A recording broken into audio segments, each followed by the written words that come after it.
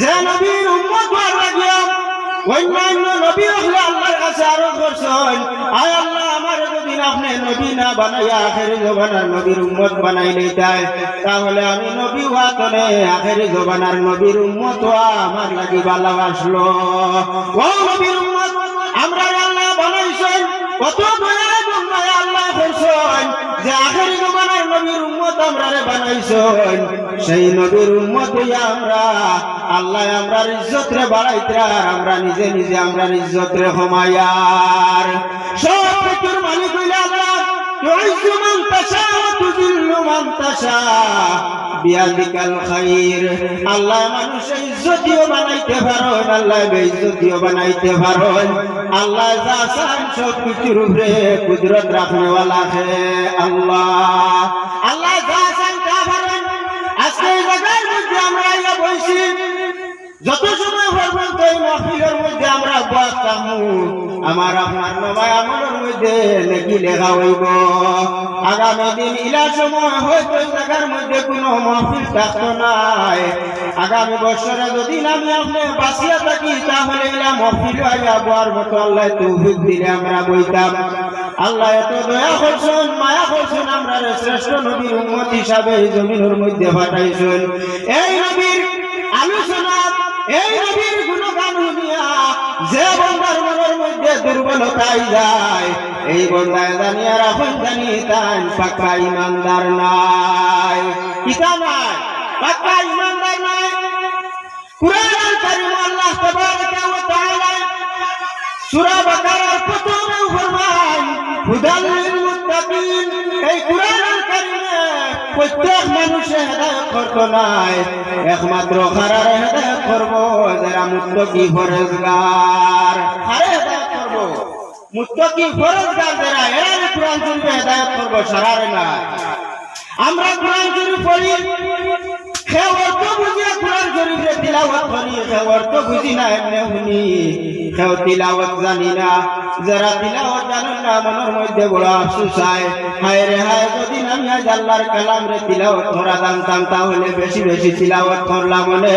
এরা কারণে কুরআন শরীফ তিলাওয়াত করা করেন, এরা যে সব পায়। আর যারা কুরআনুল কারীম তিলাওয়াত করা জানেন না, এরা বইয়া যে সময় তিলাওয়াত শুনেন, এই সময় এই বন্দার নমায় আমল আল্লাহ কুরআন শরীফ তিলাওয়াতের সব লিখিয়া দেন। হোক সুবহানাল্লাহ। এই কুরআন শরীফ আমরা নবীর উপরে নাযিল করছেন, আমরা ওই নবীর উম্মত, কিন্তু আল্লাহ তাবারাকা ওয়া তাআলা ফরমায়েন কুরআন শরীফে প্রত্যেক মানুষের হেদায়েত করতে না, একমাত্র মুত্তাকি পরহেজগার হল যারা আছেন এরা এই কুরআনুল কারীমে হেদায়েত করব। মুত্তাকি পরহেজগার বালা করে স্তরি দিয়া খাবার দিয়া বালা লিবাস লাগাইলে যে আমি মুত্তাকি পরহেজগার হয়ে গেছি তা নাই। পরহেজগারির মধ্যে দুইটা কোয়ালিটি আছে, একটা হলো বারোর পরহেজগারি আর একটা হলো ভিতরের পরহেজগারি।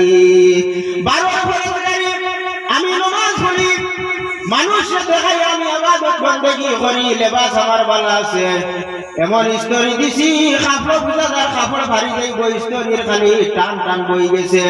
এই স্তরি দিয়া বালা লেবাস লাগাইয়া মুত্তাকি পরহেজগার হওয়া যায় না। এর কারণে মুত্তাকি পরহেজগার হইতে হইলে ভিতরের পরহেজগারি দেখব আছে, ওগুলো আমার আপনার মাঝে আনা লাগবো। বারোর পরহেজগারি মানুষের কোন সময় দুঃখা দেয়, কিন্তু ভিতরের পরহেজগারি কোন সময় মানুষের দুঃখা দেয় না। হযরত আলী রাদিয়াল্লাহু তাআলা আনহু রে শহীদ হলো, তার নাম হলো আব্দুর রহমান ইবনে বুলজিম। পিতা নাম আব্দুর রহমান ইবনে বুলজিম। যে সময় আলী রাদিয়াল্লাহু তাআলা আনহু রে শহীদ করে লাইছে, ফরহাদে শরীয়তের ফয়সালা হইয়া থাকলো যে বন্দা যেখান দি দুষ করব তার খাটিয়া ফালানি হইতো। যে সময় বন্দারে ধরা হইল, দরিয়া দিকান হইল তুমি আলীর এখানে শহীদ করলাই, আল্লাহর বন্দায় কোনো জবাব দেয় না, কোনো মাত কথা করে না। ওই সময় শরীয়তের বিচার অনুযায়ী, হুকুম অনুযায়ী, ফয়সালা অনুযায়ী এই বন্দার হাত কাটা হয়। যে সময় বন্দার হাত কাটা হয়, বন্দায় খালি আসে আর পড়ে ইকরা বিসমি রাব্বিকাল্লাযী খালাক। কত বড় পরহেজগার! সামান্য যদি আঙ্গুলের মধ্যে কাটি যায় তাহলে আমরা কিতা করি, দুঃখ লাগে, কষ্ট হয়, চকুর মধ্যে পানি আয়। কিন্তু আল্লাহর বান্দার এই আব্দুর রহমান ইবনে বুলজিমর হাত খাটা হইল, বন্দায় খালি আসে আর পড়ে ইকরা বিসমি রাব্বিকাল্লাযী খালাক। বুঝবাই জানো কত বড় ফরজগার। যে সময় তার বাম হাত কাটা হয় খালি এই সূরা পড়ে আর খালি আসে, যে সময় তার পাও কাটা হইল এই সূরা পড়ে আর আসে, যে সময় তার নাক কাটা হইল এই সূরা পড়ে আর আসে। ওলাহান প্রত্যেকটা অঙ্গ তার কাটিয়া ফেলানো হইল খালি এই সূরাটারে পড়ে আর আসে। যে সময় পা হইল জিব্রা বাহরবার কথা ওই সময় কান্দন আরম্ভ করে দিল। জিকাইলা অত সময় পর্যন্ত তোমার প্রত্যেকটা অঙ্গরে আমরা খাটিলাম, তুমি আসিলা আর পড়িলা যে সূরাটা ইকরা বিসমি রাব্বিকাল্লাযী খালাক। অত সময় পর্যন্ত প্রত্যেকটা অঙ্গ খাটাইল, তুমি খালি এই সূরা পড়িলা আর আসিলা, আর এখন জিব্রা বাহরবার কথা পাওয়ার বাদে তুমি কান্দিলা এখানে। ওই সময় বক্তা জবাব দিছিল, আমি মনে আসলো আলীর মতো ব্যক্তিরে মারিয়া, আলীর মতো ব্যক্তিরে মারিয়া আখেরি জমানার নবীর উপরে সর্বপ্রথম যে সূরা নাযিল হইছে এই সূরা পড়ি পড়ি আমি জান্নাত যাইতাম। নাউযু বিল্লাহ। যে আলীর ব্যাপারে আল্লাহর রাসূল সাল্লাল্লাহু আলাইহি ওয়াসাল্লাম ফরমান, আনা মদিনাতুল ইলমি ওয়া আলীউন বাবুহা, আমি হইলাম মদিনার ইলমের শহর আর এই শহরের দরজা হইয়া তাহলা হযরতে আলী। ও আলী রে মারিয়াম, এই মুনাফিকে হয়ে আলী রে মারিয়াম ইসলাম রাসূলুল্লাহর উপরে সর্বপ্রথম যে সূরা নাযিল হইছে এই সূরা পড়ি পড়ি আমি জান্নাতের মধ্যে যাইতাম। কারণ হইল উদাহরণ দেবার কারণ হইয়া থাকলো এই যে এই ব্যক্তির ফরজগারি যেটা আসলো, এই ফরজগারিটা আসলো 12 ফরজগারি। এর কারণে আজ দেখা নিকান হইল 12 লোকের সম্পর্ক, পাও দেখা নিকান হইল 12 লোকের সম্পর্ক, নাক যেগুলো আছে এগুলো হইল 12 লোকের সম্পর্ক, আর জিব্রা দেখা আছে ওখানে হইল ভিতরের লোকের সম্পর্ক। এই বন্দার 12 ফরজগারি আসলো, 12 ফরজগারি থাকার কারণে তার প্রত্যেকটা উপরে কাটিয়া ফালানি হয়েছে, কোনো কিছু বুঝতে পাইছে না, কারণ তার 12 ফরজগারি কোনো অসুবিধা করছে না। আর জিব্রা যেখান ভিতরের লোকের সম্পর্ক, এই ভিতরের ফরজগারি না থাকার কারণে দুঃখা দিলাইছে। আমি আপনি মুসলমানি দাবি করি, ইমানদারি দাবি করি, কিন্তু আমার যে ফরজগারি যেখান আছে এইখান ভিতরের ফরজগারি বানাইতে লাগবো। আমার ফরজগারি যেটা এটা ভিতরের ফরজগারি লাগবো। 12 সাদিয়া 12 যত আমি নামাজ পড়িতে পড়িতে কপালও দাগ ফালাই দিলাম, মাংসর আইটেলা বাদ দিলাম না, এতিমর হক রে খাওয়া বাদ দিলাম না, বেওয়া বেটিনটোর রোগ সারলাম না, জিনা করা সারলাম না, সুদ খাওয়া সারলাম না। আর আমিও দাবি করি আমি হইয়া থাকলাম মুত্তাকি ফরজগার। কুরআন কারীমে হেদায়েত করব গুরুরে, যারা ভিতরের ফরজগারি আছে এরা কুরআন শরীফে হেদায়েত করব। আলী রাদিয়াল্লাহু তাআলা আনহু রে শহীদ করার বাদেও এই বন্দার ভিতরের ফরজগারি না থাকার কারণে এই বন্দার কিটা হইছে দুকার মধ্যে পড়ি যায়। যে আলী রাদিয়াল্লাহু তাআলা আনহু ওলাহার বিচার হাসলাম, আলী যে বিচার করতা কোনো মানুষের জ্ঞানের মধ্যে কোনো কমি পাইতা না, হক বিচার করিয়া দিতা। কুফার মসজিদের মধ্যে, কুবা শরীফের মধ্যে আলী রাদিয়াল্লাহু তাআলা আনহু জুম্মার খুতবা দিতরা। ওই সময় খুতবা দেওয়ার সময় সাহাবাই কেরাম আপনারে সম্বোধন করিয়া জানাইলো, আমার সাথী হল তুমি তাই অমুক জায়গার মধ্যে যাও, গিয়া দেখো এখন বেটা মানুষ আর এখন বেটি মানুষে বড় ঝগড়া ফসাদ করবো খতরা, এরারে আমার কাছে তুমি তাই লইয়াও।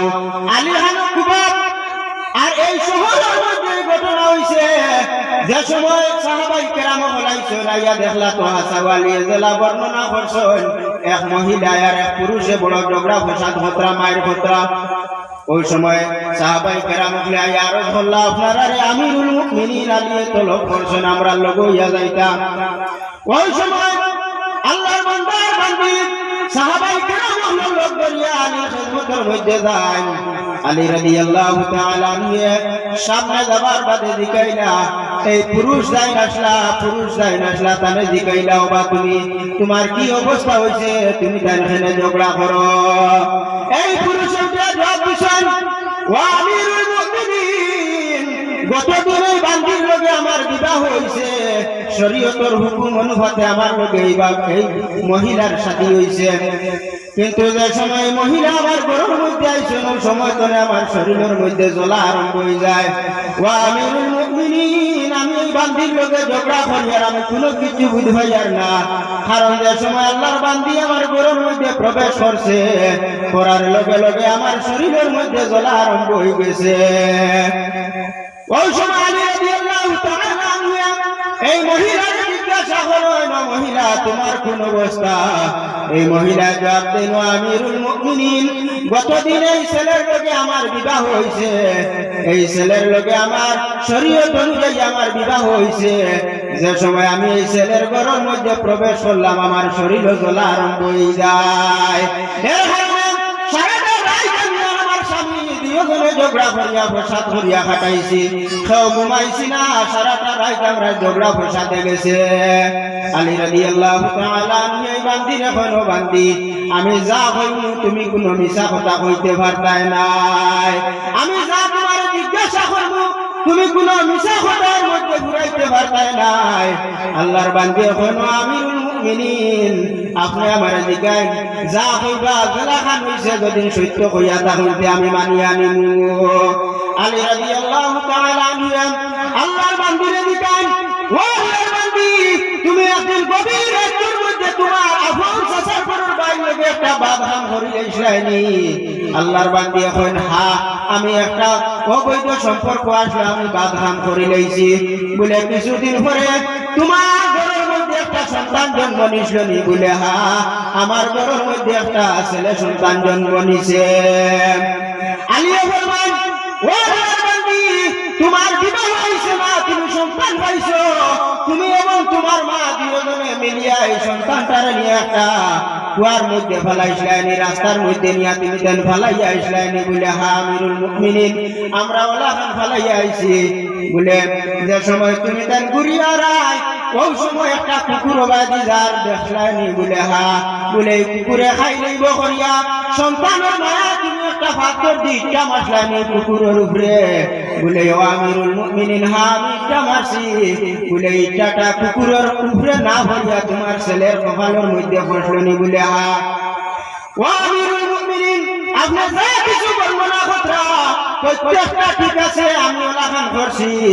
ওই সময় আলী আল্লাহর বান্দিরে ফরমাইল, মহিলা, তুমি যে সময় আবার ঘুরিয়া দেখছো তোমার ছেলের কপাল তলে মাথা ফাটিছে, রক্ত বারর, তুমি তোমার হাড়ির কুনা ভারিয়া ছেলের মাথারে বান্ধিয়া দিয়া গেছলানি? বলে হা।